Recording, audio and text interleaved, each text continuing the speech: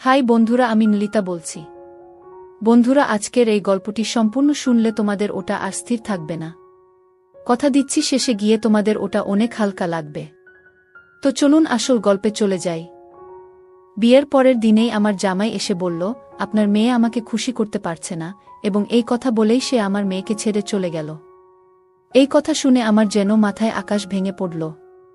আমি আমার মেয়েকে অনেক নামী ডাক্তারদের কাছে নিয়ে গিয়েছিলাম, কিন্তু সকলেই বললেন ওর শরীরে কোনো ত্রুটি নেই, সবকিছুই স্বাভাবিক। তারপর একদিন আমার মেয়ে আমাকে বলল, মা, আমার এক বন্ধু বলেছে যে একটি মন্দিরের কাছে একজন সাধু বাবা থাকেন, যিনি সব সমস্যার সমাধান করতে পারেন।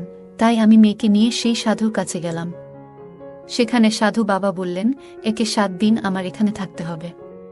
আমি আমার জ্ঞানে তৈরি করা বিশেষ তেল ওর শরীরে প্রয়োগ করব, তবেই সমস্যা দূর হবে। তার কথা আমার মেয়ে আমি সেখানে রেখে চলে আসি।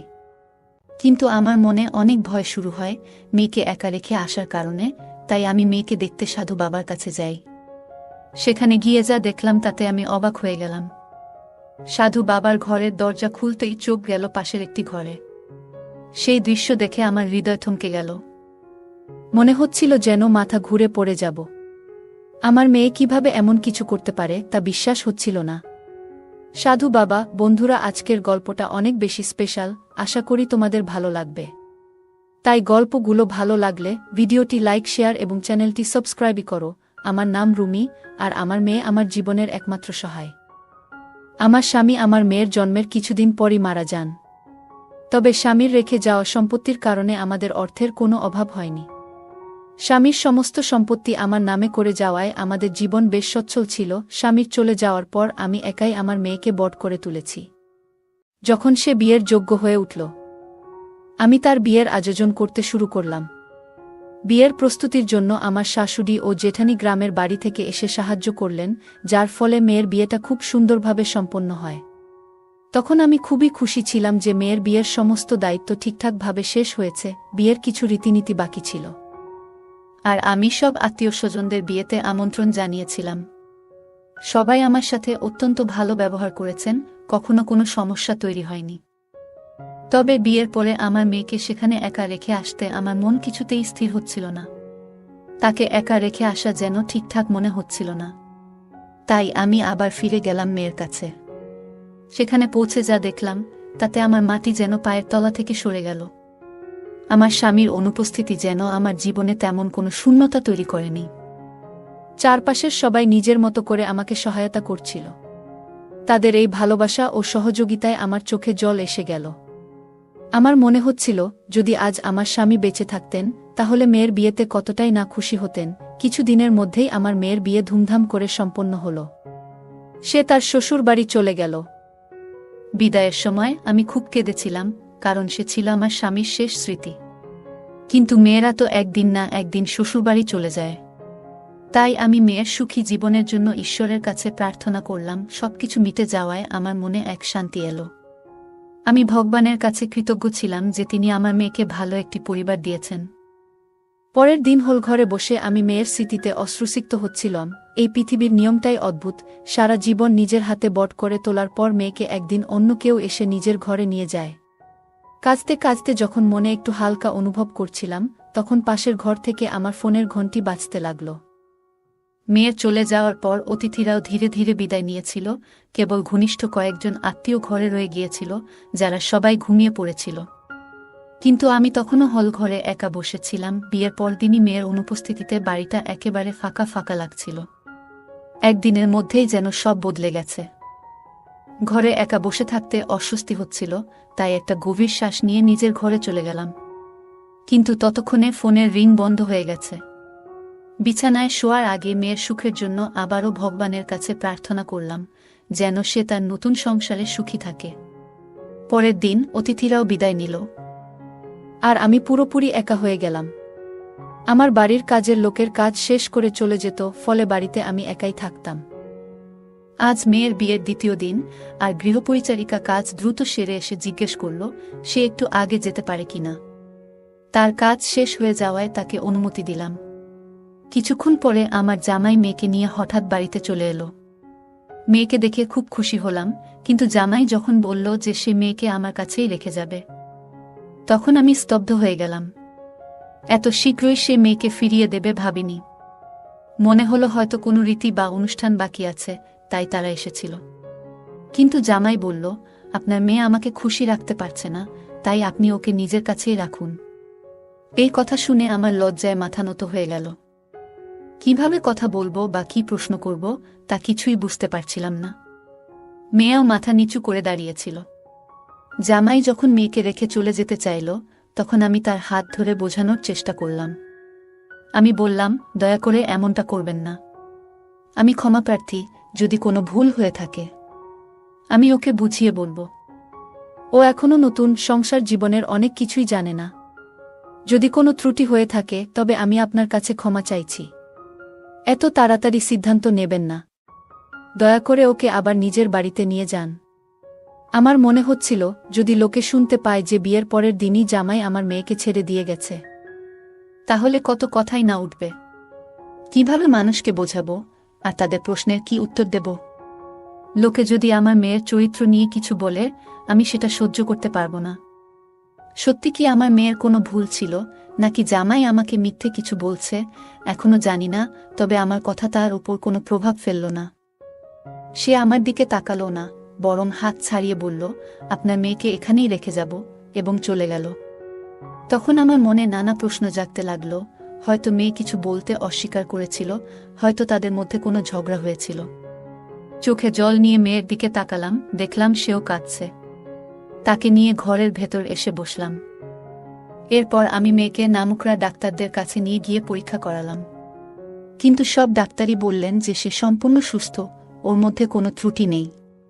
তখনই আমি সিদ্ধান্ত নিলাম যে জামাইয়ের কাছে গিয়ে সরাসরি জিজ্ঞেস করব, যখন আমার মেয়ে সম্পূর্ণ সুস্থ, তাহলে আপনি এমন অভিযোগ কেন তুললেন? মেয়েকে বললাম, আমি এখনই এর উত্তর খুঁজে বের করব। আমি ভাবছিলাম যে জামাইয়ের কাছে প্রশ্ন করবই। আমার কথা শুনে মেয়ে বেশ ভয় পেয়ে গেল এবং তার হাত কাঁপতে লাগল।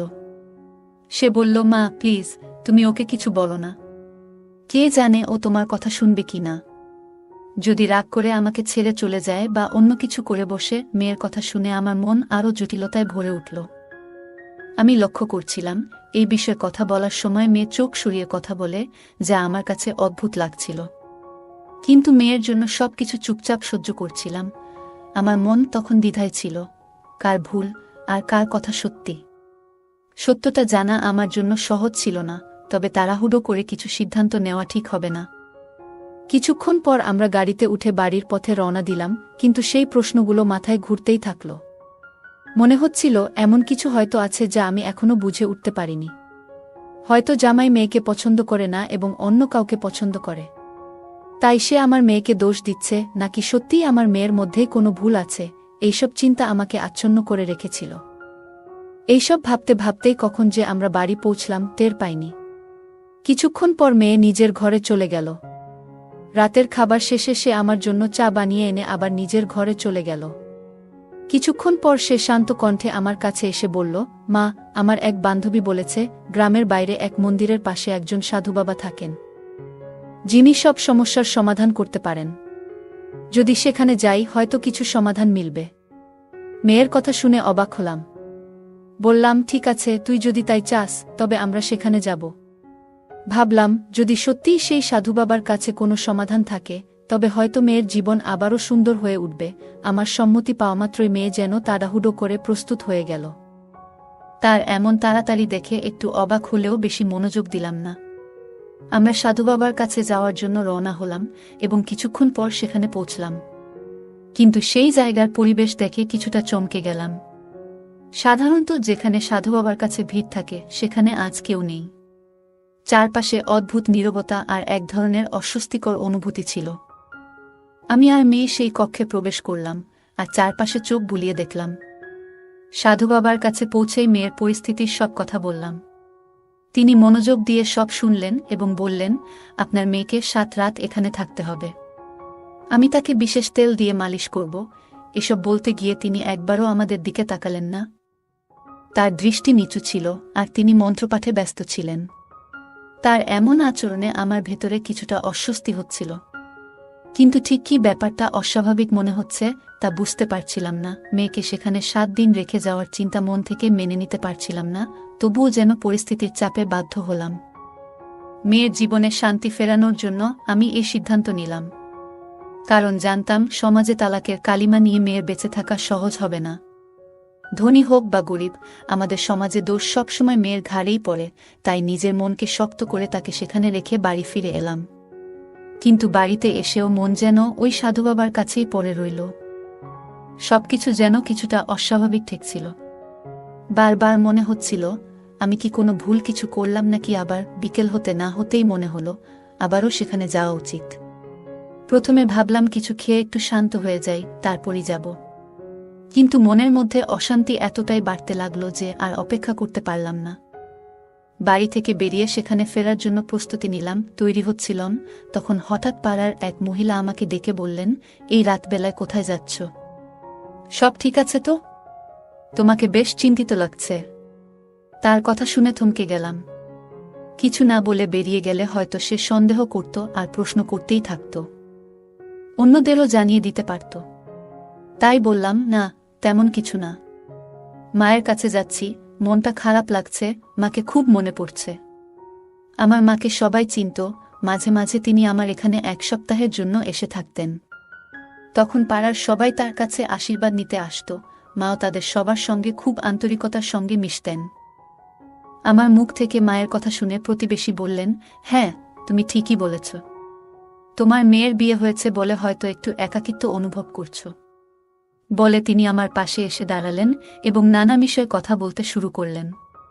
কিন্তু তখন তার সঙ্গে কথা বলার কোনো ইচ্ছাই ছিল না। আমার মন ছিল শুধু মেয়েকে নিয়ে। ভাবছিলাম কত ভেবেচিন্তে মেয়ের জন্য এই সম্পর্ক ঠিক করেছিলাম যাতে সে সুখে থাকে। কিন্তু কে জানত এমন পরিস্থিতি তৈরি হবে। প্রতিবেশী তখনও নানা বিষয়ে কথা বলেই যাচ্ছিলেন, কিন্তু আমার মন সেখানে ছিল না। শুধু চাইছিলাম কোনোভাবে তার থেকে মুক্তি পেতে। তিনি আবার জিজ্ঞাসা করলেন, তোমার কি কোথাও যাওয়ার ছিল? আমি মাথা নেড়ে সায় দিলাম, কিন্তু কথা বাড়াতে ইচ্ছা ছিল না। অবশেষে তার থেকে মুক্ত হয়ে বাইরে বের হলাম। পুরো সময় মেয়েকে নিয়ে ভাবছিলাম, আর একটা অজানা আশঙ্কায় মন ছটফট করছিল। মনে হচ্ছিল এভাবে চলতে থাকলে যেন শান্তি আর ফিরে পাব না। আমার মনের ভেতরে প্রশ্ন আর সন্দেহ ক্রমাগত ঘুরছিল। ভাবছিলাম প্রতিবেশীকে যদি সব বলে দিই, সে হয়তো আরও রং লাগিয়ে এই ঘটনাটা পাড়ার সবার মাঝে ছড়িয়ে দেবে। মেয়ের এই পরিস্থিতি আমাকে এতটাই লজ্জিত করে তুলেছিল যে কারো সামনে যাওয়ার সাহস পাচ্ছিলাম না। আমার মেয়েকে জামাই বাড়িতে রেখে গেছেন 2 দিন হলো, আর আশেপাশের মানুষ কি বলবে সেই চিন্তাও মাথায় ঘুরছিল। কোনো সিদ্ধান্তে পৌঁছাতে পারছিলাম না। মনে শুধু ঘুরছিল কেন জামাই এমন সিদ্ধান্ত নিলেন। কেন বললেন যে আমার মেয়ে তাকে সুখী করতে পারছে না। এই চিন্তা মাথায় নিয়ে আবার সেই জায়গায় পৌঁছালাম যেখানে কয়েক ঘন্টা আগেই মেয়েকে রেখে এসেছিলাম। গাড়ি থেকে নেমে গভীর শ্বাস নিলাম আর দ্রুত পা চালিয়ে ভেতরে ঢুকলাম। কারণ মেয়েকে নিয়ে একরাশ সন্দেহ আর চিন্তা আমাকে ঘিরে ধরেছিল। এই দিনে কারো ওপরও বিশ্বাস করা কঠিন, তাই দ্রুত মেয়ের কাছে পৌঁছানোর জন্য এগিয়ে যাচ্ছিলাম। আমার মেয়ে কি ঠিক আছে?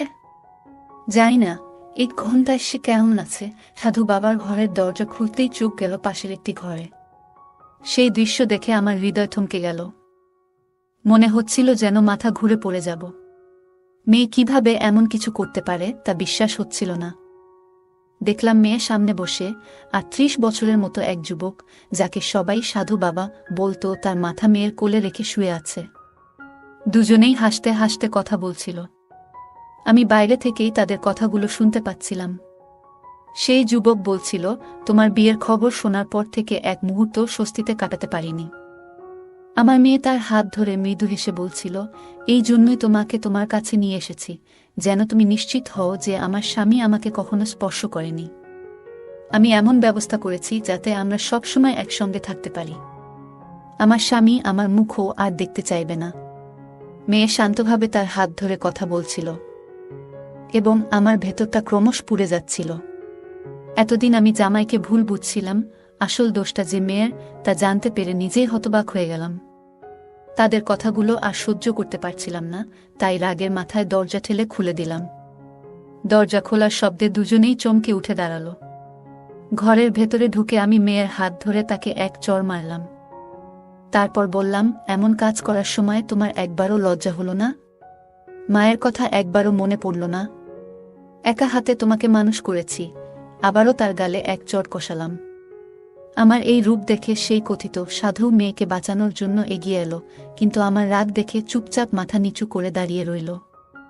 রাগে ফুঁসতে ফুঁসতে মেয়েকে জিজ্ঞেস করলাম, তুমি তোমার স্বামীকে এমন কি বলেছ যে সে তোমাকে বাপের বাড়িতে রেখে চলে গেল? তখন মেয়ে কাঁদতে কাঁদতে আস্তে আস্তে বলল, আমি স্বামীকে বলেছি, কেন তুমি আমার সঙ্গে বিয়ে করলে? আমি সন্তান জন্ম দিতে পারবো না, আমার দ্বারা কোনো সন্তান হবে না। তুমি কেন তোমার জীবন নষ্ট করছো?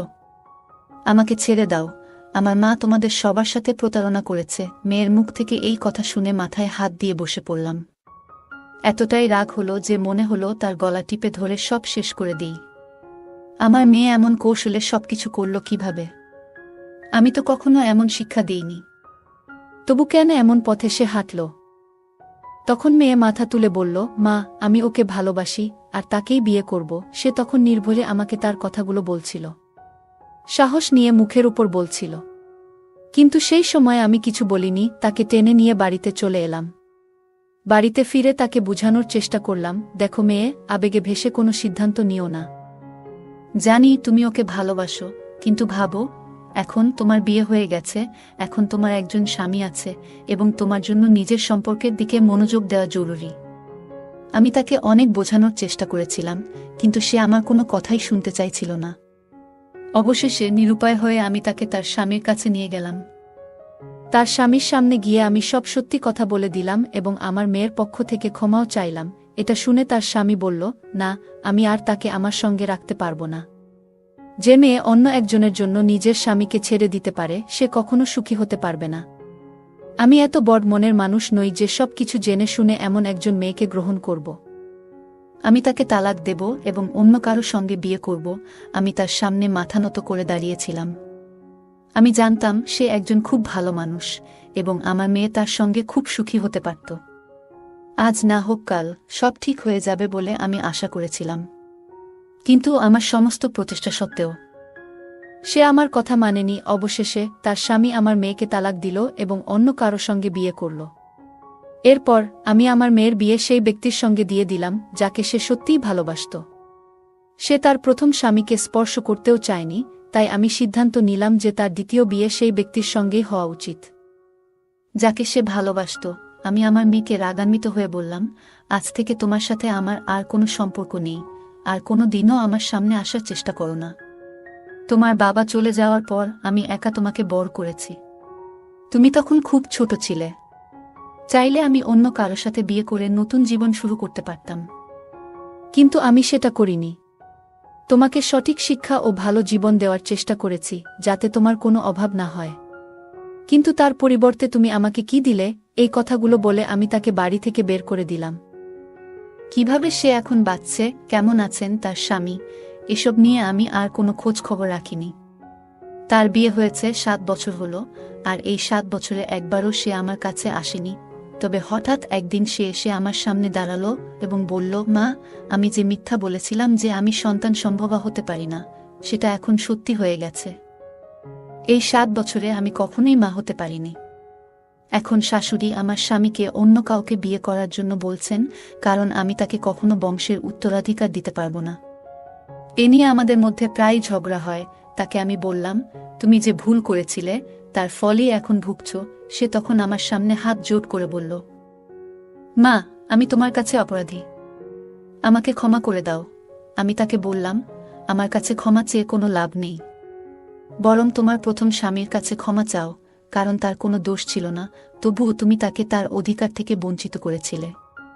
যদি সে তোমাকে ক্ষমা করে তাহলে আমিও তোমাকে ক্ষমা করব। আমার কথা শুনে আমার মেয়ে তার প্রথম স্বামীর কাছে গেল এবং তার কাছে ক্ষমা চাইতে লাগল। আশ্চর্যের বিষয়ে তার স্বামী তাকে সঙ্গে সঙ্গে ক্ষমা করে দিল, কারণ সে নিজের জীবনে খুবই সুখী ছিল। এরপর ঈশ্বরের আশীর্বাদে 9 বছর পর আমার মেয়ের ঘরে একটি সুন্দর পুত্র সন্তানের জন্ম হল। তখনই সে উপলব্ধি করল যে একজন মা তার সন্তানের জন্য কতটা চিন্তা করেন এবং সেই অনুভূতি কতটা গভীর। আসলে যতক্ষণ না একজন মেয়ে নিজে মা হয় সে কখনোই তার মায়ের কষ্ট এবং ত্যাগ পুরোপুরি বুঝতে পারে না। এরপর আমার মেয়ে আবার আমার কাছে ফিরে এলো এবং আমার সামনে হাত জোড় করে ক্ষমা চাইল। তখন আমি তাকে মন থেকে ক্ষমা করে দিলাম। গল্পের মেয়েটি আবেগপ্রবণ হয়ে প্রথমবারের মতো প্রেমের প্রতি টান অনুভব করে, যা তাকে স্বামী ও পরিবারের দায়িত্ব থেকে বিচ্যুত করে। আবেগপ্রবণ হয়ে মুহূর্তের সিদ্ধান্ত নেওয়ার ফলে জীবনে কিভাবে সমস্যার সৃষ্টি হতে পারে তা এই গল্পে স্পষ্টভাবে প্রতিফলিত হয়। তাই আবেগের মধ্যে থেকেও চিন্তাভাবনা এবং বাস্তবতার বিবেচনা করা জরুরি। প্রথম স্বামীর প্রতি মেয়েটির আচরণ ছিল এক ধরনের বিশ্বাসঘাতকতা। এই ঘটনাটি আমাদের শেখায় যে সম্পর্কের ভিত্তি বিশ্বাস ও শ্রদ্ধার উপর দাঁড়িয়ে থাকে, সেখানে একবার বিশ্বাসঘাতকতা ঘটলে তা পুনরুদ্ধার করা অত্যন্ত কঠিন। এটি বোঝায় যে সঠিক ও আন্তরিক সম্পর্ক বজায় রাখা কতটা গুরুত্বপূর্ণ। মেয়েটির প্রথম স্বামী তাকে ক্ষমা করার মধ্যে যে মহানুভবতা দেখিয়েছিল, তা আমাদের শেখায় যে ক্ষমার মাধ্যমে মানসিক শান্তি এবং সুখ পাওয়া যায়। ক্ষমা না করলে মানুষ নিজের মনে দুঃখ ও বিদ্বেষ বহন করে চলে। ক্ষমার শক্তি শুধুমাত্র নিজেকেই নয়, অপরপক্ষকেও শান্তি দিতে পারে। গল্পে মেয়েটির মা তার সন্তানকে সব রকম ত্যাগ স্বীকার করে বট করেছিলেন, কিন্তু মেয়েটি তা তখন উপলব্ধি করেনি। কিন্তু নিজে মা হওয়ার পর সে উপলব্ধি করল, একজন মা কিভাবে তার সন্তানের সুখ দুঃখ নিয়ে চিন্তা করেন। এই শিক্ষা আমাদের বোঝায় যে যতক্ষণ না কেউ নিজে সেই অভিজ্ঞতা লাভ করে, ততক্ষণ সে অন্যের ত্যাগ ও কষ্ট পুরোপুরি বুঝতে পারে না। গল্পের শেষে মায়ের ক্ষমা এবং মেয়ের সঙ্গে পুনর্মিলন আমাদের শেখায় যে সত্যিকারের ভালোবাসা কখনো দূরত্ব মেনে নেয় না। ভালোবাসা এবং সম্পর্ক যতটা ভেঙে যাক না কেন, সঠিক উপলব্ধি এবং ক্ষমার মাধ্যমে সম্পর্ককে আবারও মজবুত করা সম্ভব। বন্ধুরা, আজকের গল্পটা এখানেই শেষ। আশা করি গল্পটি আপনাদের ভালো লেগেছে। যদি গল্পটি আপনার হৃদয় ছুঁয়ে যায়, তাহলে অবশ্যই লাইক করতে ভুলবেন না। আপনার মতামত কমেন্টে জানাতে পারেন এবং আপনার বন্ধুদের সাথে গল্পটি শেয়ার করুন। এমনই আরও মজার এবং আবেগঘন গল্পের জন্য আমাদের চ্যানেলটি সাবস্ক্রাইব করুন এবং বেল আইকন চাপতে ভুলবেন না, যাতে আমাদের কোনো গল্প আপনারা মিস না করেন।